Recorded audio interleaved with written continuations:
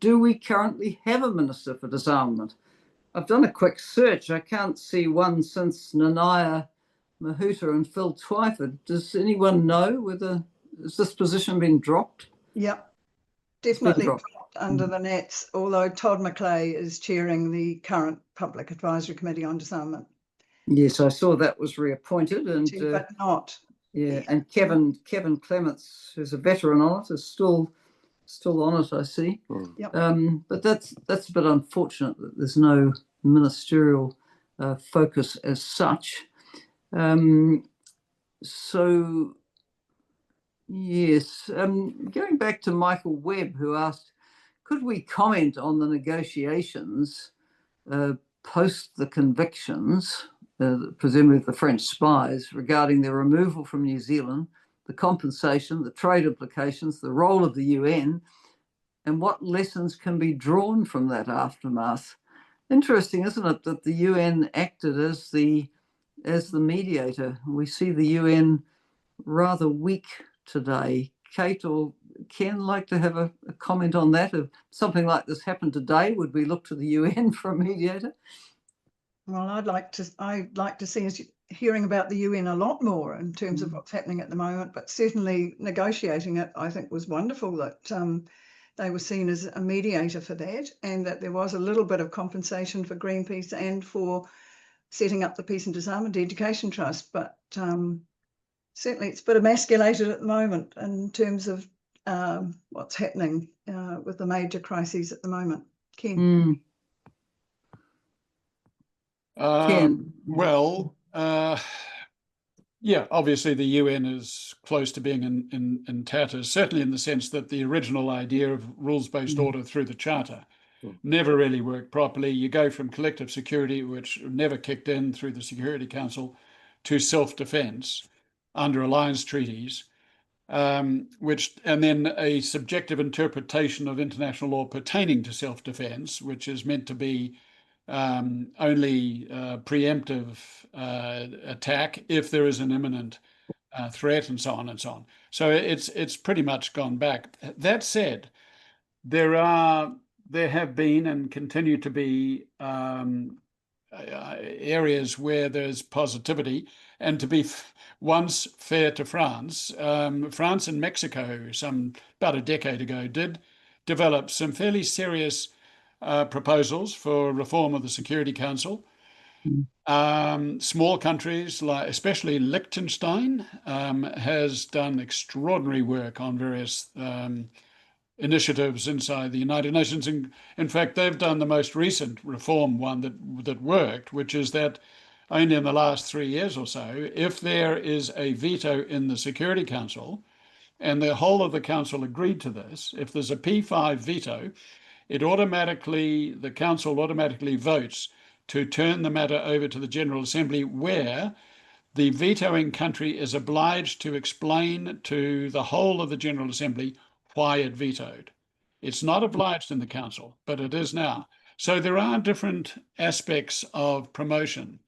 And I'll just finish on this as well. Just let's remember that the protocols to the Rarotonga Treaty have been ratified by 4 of the P5, including France, not by the United States. So if anybody needs to give an apology at the moment out of the P5, it's the US to the Rarotonga state parties. Indeed. I see a comment from my lovely colleague Marion Hobbs, who said, Helen, you gave me 3 portfolios that were blissfully contiguous: environment, disarmament, and New Zealand aid. It was really powerful when speaking in international forums. Great combination, actually.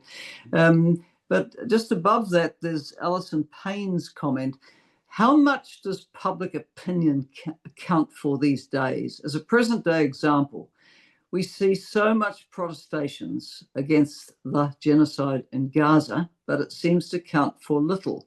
Recently on the BBC programme Moral Maze, a learned guy said public opinion counts for very little these days. Russell, you're in the business of mobilising public opinion. You began your comments last night on the Rainbow Warrior saying we have agency as citizens. We have agency as a small country. Can we mobilise it again?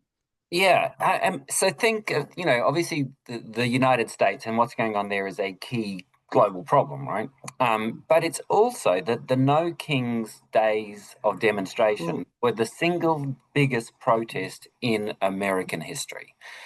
So yes, it's true we've got this lunatic president of the United States, and this far right movement that sits behind him. But it's also true that everyday Americans are mobilizing in record numbers to try to reclaim their democracy.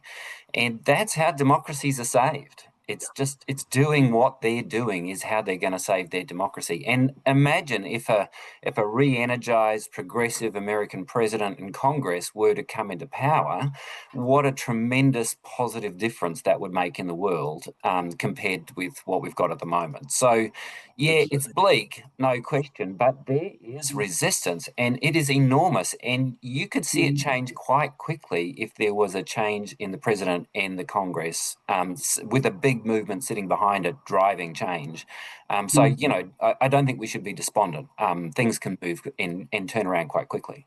Can I pitch in there, Helen? I really come in, Kevin, because you're also in the business of mobilising public opinion. Exactly, couldn't agree more. I mean, remember what the days were like when we had, Muldoon letting the warships in, etc. It was, everybody thought it was very bleak, and we, what was the chance of change? And of course, that is just like, with Trump at the moment that Russell's just been talking about.